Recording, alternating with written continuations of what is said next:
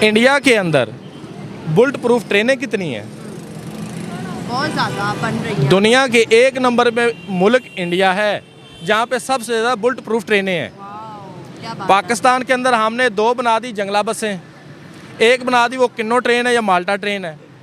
वो चलती रहे तो खर्चा कम होता है, जब बंद होती है तो उसमें डबल खर्चा होता है। आज के इस विजिट में कश्मीर की बात पाकिस्तान ने नहीं की, सो इसका मतलब है कि पाकिस्तान समझ गया है कि कारोबार की बात करें अरब वर्ल्ड के साथ और दुनिया के साथ, ये कश्मीर और बाकी चीजों से बाहर निकले। सो हम भी वही लाइन ले रहे हैं जो इंडिया लाइन लेता है कि हमने भी सऊदी अरब को और बाकी अरब ममालिक को कारोबार के लेंस से देखना शुरू कर। जी फैसल फरहान, जी हाँ, जो कि फॉरेन मिनिस्टर है सऊदी अरब के, वो पाकिस्तान पहुंच चुके हैं। इसाक डार साहब के साथ आपने उनकी पिक्चर देखी, इसाक डार साहब ने उनको रिसीव किया और अब यही बातचीत चलेगी कि जी $5 बिलियन पाकिस्तान आ रहे हैं, ये नया चूरन है जो पाकिस्तानियों को खिलाया जाएगा। अब बात करते हैं कि आपने सवाल किया कि यहाँ पे एक छोटा सा उनका सफ़ीर आ जाए, छोटा सा उनका जो है ना अफसर आ जाए तो पाकिस्तान जो है वो खुशी के शादियाने बजाते हैं। हाँ जी। देखें मेरी बात सुने, बकारी को किससे होता है? वो कहता है जो भी है कुछ लेके ही आया ना, दे के तो नहीं जाए, खाली तो नहीं जाएगा। इनको सदके के चावल मिल जाए, सदके की खजूरें मिल जाए, इनको काफ़ी होता है। बकारियों का मुआवजना कौमों से नहीं किया। जय हिंद दोस्तों, मैं विजय और आप देख रहे हैं विश रिएक्शन। तो दोस्तों आज हम देखने वाले हैं कि जो सऊदी अरब का डेलीगेशन, एक बहुत बड़ा डेलीगेशन पाकिस्तान में आया हुआ है। जिस तरह सऊदी अरब ने कहा था कि पाकिस्तान में हम $5 बिलियन की इन्वेस्टमेंट करेंगे, तो उसी सिलसिले में आया हुआ है। और अब ये बातें हो चुकी है वहाँ पे कि किन किन चीज़ों पे वहाँ पे इन्वेस्टमेंट किया जाएगा, जिसमें कि होटल्स है, कुछ एग्रीकल्चर सेक्टर है और कुछ 1-2 सेक्टर की ये इन्वेस्टमेंट होने वाली है। मगर वही दूसरी तरफ सऊदीया की जो इन्वेस्टमेंट है भारत के अंदर, वो $50 बिलियन की भी ऊपर होने वाली है। और इसी को देखते हुए पाकिस्तान के सोशल मीडिया पे पाकिस्तान के लोग जो है वो अपनी सरकार को कोस रहे हैं, अपनी सरकार का मजाक उड़ा रहे हैं। तो आज की वीडियो में हम यही देखेंगे कि पाकिस्तान के लोग जो है वो इस इन्वेस्टमेंट को लेके अपनी सरकार के बारे में किस तरह की बातें कर रहे हैं। करते ही वीडियो को शुरू। मगर वीडियो शुरू करने से पहले जो व्यूअर्स हमारे चैनल पे पहली बार आए हैं उनसे रिक्वेस्ट करूंगा, प्लीज़ हमारे चैनल को सब्सक्राइब कीजिए, वीडियो को लाइक और शेयर जरूर कीजिए। तो चलिए करते हैं वीडियो शुरू। आपका सवाल ये था कि सऊदी अरब का दोहरा स्टैंडर्ड क्यों है, दोहरा म्यार क्यों है? पाकिस्तान के अंदर $5 बिलियन, इंडिया के अंदर $50 बिलियन।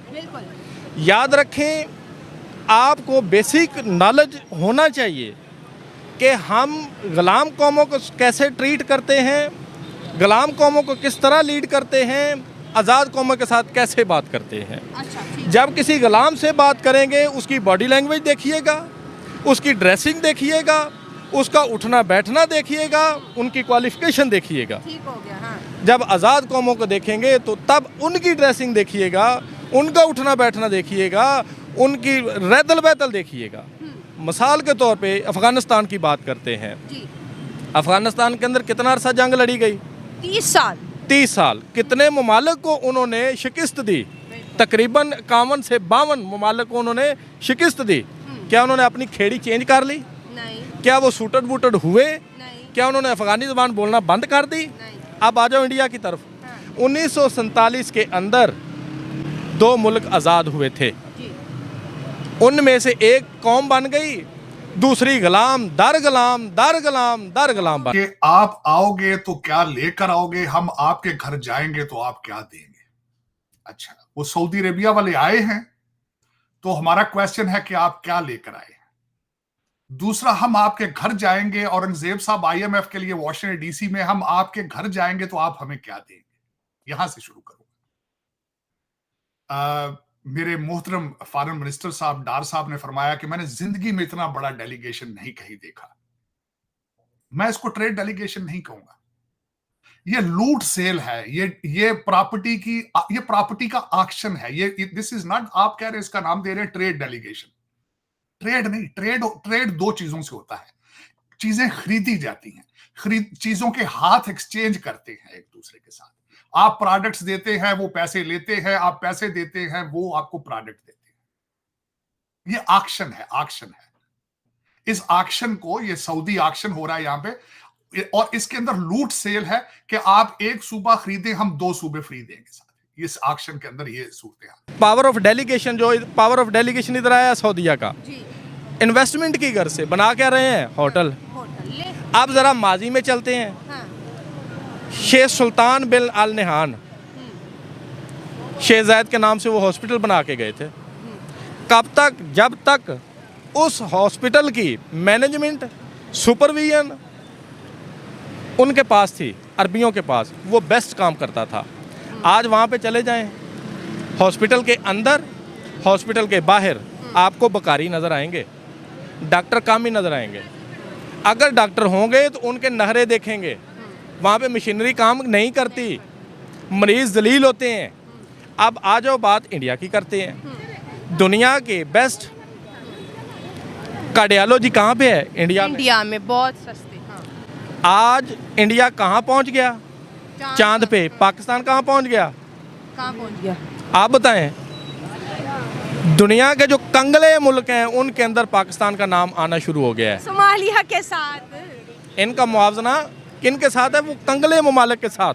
बहुत बड़ा डेलीगेशन है। डार साहब ने फरमाया कि उन्होंने जिंदगी में इतना बड़ा डेलीगेशन नहीं देखा, मैं शर्मिंदा हूं।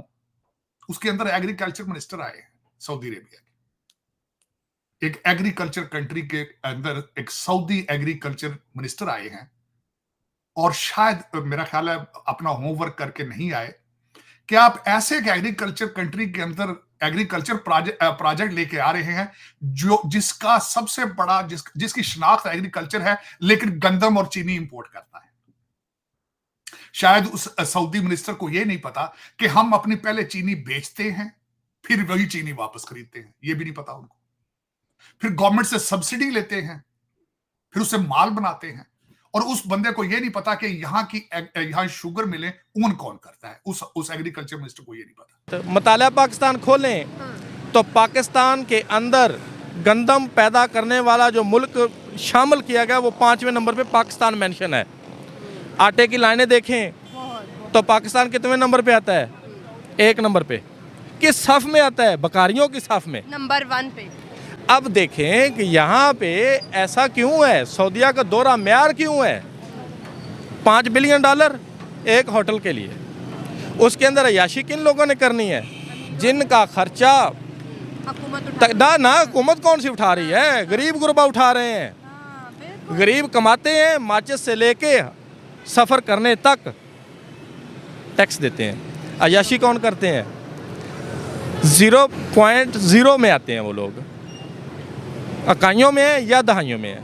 उनकी तादाद कितनी है आपको पता है, मुझे बताने की ज़रूरत नहीं है। 500 के करीब खानदान है। ठीक है, यही इक़्तिदार में आता है, यही इक़्तिदार से बाहर रहता है, तो मामला कहाँ पे पहुँचता है? ये अय्याशी करता है। दुनिया के अंदर वाहिद मुल्क पाकिस्तान है जहाँ का गरीब कमाता है, अमीर अय्याशी करता है। जी हाँ, फ्यूल प्राइस एक बार बढ़ाया जा चुका है और ये कहा जा रहा है कि 15 डेज के बाद दोबारा फ्यूल प्राइस बढ़ाए जाएंगे। जी हाँ, ये खुशखबरी भी जो है वो हमारी गवर्नमेंट जो है वो दे चुकी है। और अब देखना ये है कि आखिर जो हमारे फाइनेंस मिनिस्टर साहब यानी मोहम्मद औरंगजेब साहब जो IMF के पास गए हैं वो क्या करके आते हैं, क्या लेकर आते हैं, इसलिए कि अब इन लोगों को किसी तरीके से भी ये उम्मीद पाकिस्तानियों में कम होती जा रही है कि पाकिस्तान कभी भी अपने पांव पे खड़ा होगा, पाकिस्तान कभी भी अपने लिए खुद रोजगार पैदा करेगा, पाकिस्तान खुद ही जो है वो एनर्जी सेक्टर पे काम होगा, फैक्ट्रीज ओपन होंगी, लोग काम करेंगे और यहाँ से खुद ही कमा के अपना घर चलाएंगे।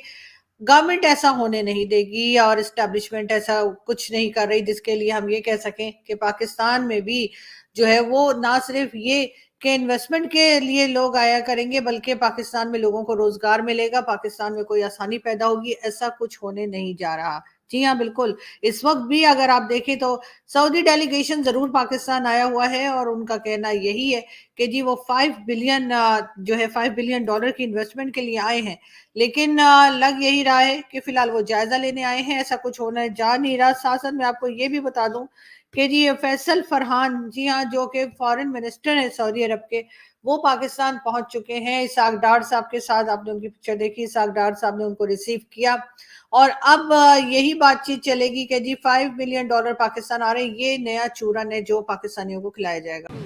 यहाँ का निज़ाम ही उल्ट है। गरीब बैठ के झोंपड़े वाले की, बंगले वाला झोंपड़े वाले की नुमाइंदगी कर रहा है, उसके लिए कानून साजी कर रहा है। ताकतवर जो है वो गरीब के लिए कानून साजी कर रहा है। इसी तरह जो बेईमान है, ठग है, वो ईमानदारों की ही नुमाइंदगी कर रहा है वहाँ पे बैठ के। अब मुझे बताएं, यहाँ पे मेरिटोक्रेसी का कत्ल होगा, वहाँ पे तरक्की कौन होगी? वहाँ पे कौन सा मुल्क आके सरमायाकारी करेगा? ये जो $5 बिलियन है ना, बेसिकली एक रिश्वत है। अच्छा। इशराफिया को रिश्वत दी जा रही है कि हमारे ऊपर जब कोई बुरा वक्त आए, खतरे की तलवार मंडलाने लगे, तो आपने हमारे पीछे खड़े होना है। इसके अलावा इनकी कोई वक़्त नहीं है। तो ये एक एक्शन है, प्रॉपर्टी एक्शन है। इसमें इसको मैं ट्रेड डेलीगेशन नहीं कहूंगा। ट्रेड बाहमी ट्रेड होता है। ट्रेड, मैं बहसीत student of political science law, trade की डेफिनेशन ये नहीं है कि आप खरीदने चीजें आए, आप खरीदने आए हैं वो चीजें। और आपने बिल्कुल सही फरमाया है, $5 बिलियन का वो है। साथ दूसरी चीज एक ऐड करूंगा, एक तरफ आपके फॉरेन मिनिस्टर साहब वहां चीजों का एक्शन होल्ड कर रहे हैं, आपके फाइनेंस मिनिस्टर साहब वॉशिंगटन डीसी में घुटनों पर हैं IMF के। तो मेरी बिल्कुल डेफिनेशन ये बनती है, आप हमारे घर आओगे तो क्या लेकर आओगे, हम आपके घर जाएंगे तो आप हमें क्या दोगे। तो दोस्तों ये थी आज की वीडियो। और चीमा साहब का कहना है कि ये जो डेलीगेशन आया था सऊदीया से, इनके सामने जो है कश्मीर का इशू नहीं उठाया गया पाकिस्तान की तरफ से। बहुत अच्छा हुआ, और सिर्फ ट्रेड के ऊपर और जो है इन्वेस्टमेंट के ऊपर ही बातें हुई। और एक तरह से जिस तरह इंडिया काम करता है उसी तरह काम करने की कोशिश पाकिस्तान की तरफ से की गई है। तो भाई चीमा साहब को एक बात बता दूं कि पाकिस्तान और कश्मीर का मुद्दा ना उठाए, ये हो ही नहीं सकता। दोस्तों आपको भी बताए, पाकिस्तान का कोई भी लीडर हो, किसी भी देश में जाए, वो कश्मीर का रोना रोता ही है। चाहे बाहर देश का कोई नेता पाकिस्तान में आए, उसके सामने भी ये लोग कश्मीर का रोना रोती है। मगर बात ऐसी है, जहाँ तक मेरा ख्याल है, कि सऊदी अरबिया ने पहले ही पाकिस्तान को खड़का दिया होगा कि भाई हम वहाँ पे आ रहे हैं तो सिर्फ इन्वेस्टमेंट की बातें होगी। अगर आपने दूसरी इशू पे बात की और कश्मीर पे बात की, तो ये 5 बिलियन छोड़ो, फूटी कौड़ी की भी इन्वेस्टमेंट वहाँ नहीं करेंगे। और इसीलिए पाकिस्तान ने कश्मीर का इशू वहाँ पे नहीं उठाया। ये मेरा ओपिनियन है। और दोस्तों आपने देखा कि इस इन्वेस्टमेंट को लेकर पाकिस्तानी किस तरह की बातें कर रहे थे। तो खैर ये बातें चलती रहेगी। ये तो सिर्फ इन्वेस्टमेंट के ऊपर अभी बातें करने आए थे, इन्वेस्टमेंट होना अभी बाकी है।